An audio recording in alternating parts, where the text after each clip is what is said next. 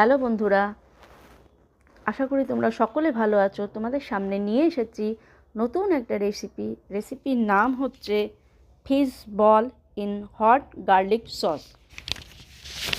Fish ball in hot garlic sauce বানাতে যা যা লাগবে তা হলো এই: 1 কিলোগ্রাম ওজনের চিতল মাছ কাঁটা ছাড়িয়ে বেটে তাতে 4টি ডিমের সাদা অংশ, নুন, চিনি ও আজিনামতো মিশিয়ে বলের আকারে গড়ে নিন।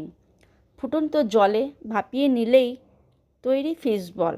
সসের জন্য কড়াইয়ে পেঁয়াজ কুচি, রসুন কুচি ভেজে কাঁচা লঙ্কা, spring onion, chilli garlic sauce দিতে হবে।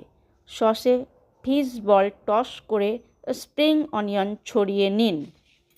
আজ এই পর্যন্তই। তোমরা সবাই ভালো থেকো, সুস্থ থেকো।